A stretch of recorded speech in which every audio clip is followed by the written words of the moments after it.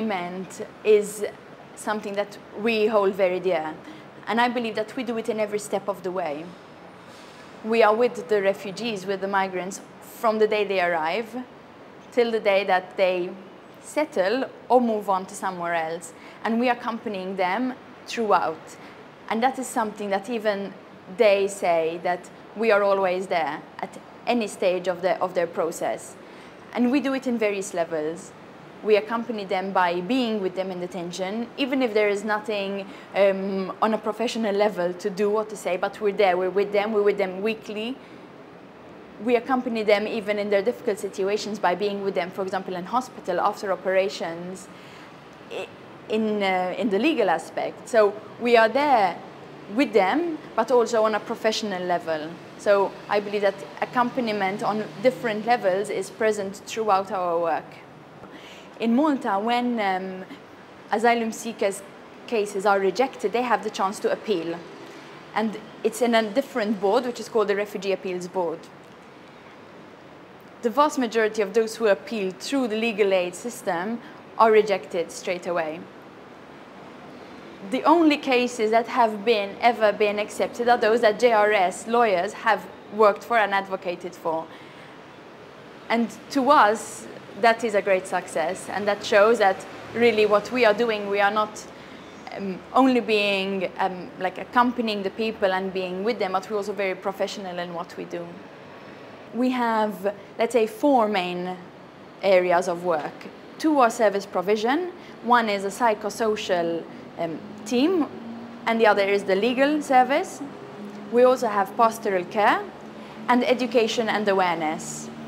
The first 2 are more related to service provision. So we work primarily in detention. As the 2 teams, we do intensive outreach in detention, and then we follow individual cases according to the need. We have in the psychosocial team, we have 2 social workers, 2 psychologists, a nurse, cultural mediators, who together go into detention to accompany, to be with the people, but also to identify those that are vulnerable, because we have a policy that vulnerables should not be detained. They are, but when we identify them, we can push them through the government system to get released from detention as soon as possible.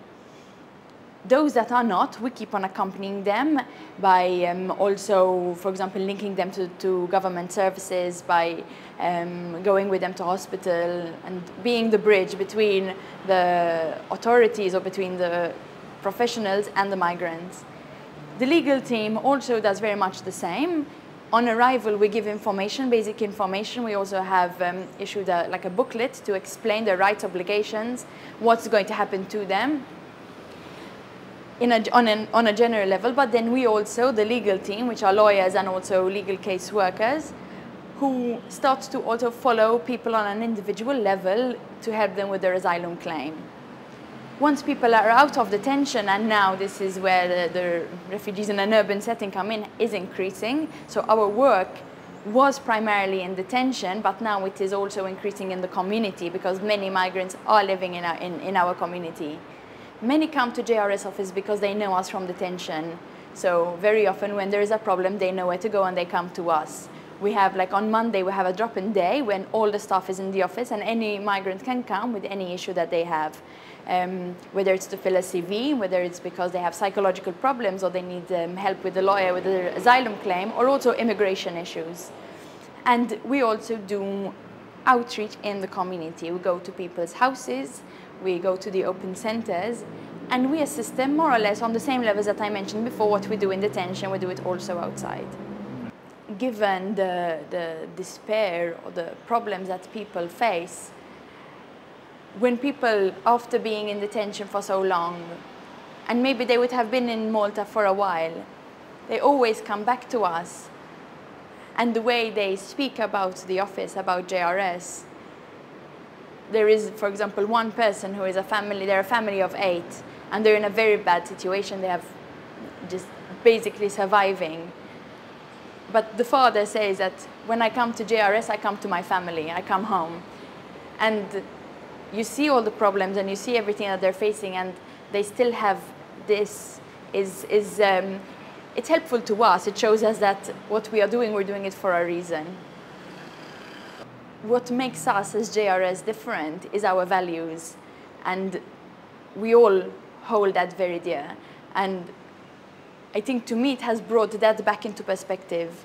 Why am I working with JRS? It's not just because it's a humanitarian agency, but also because of the values that we hold so dear that makes us so unique. And sometimes we forget that. And it is good to bring it back and to remind us why we are doing this work.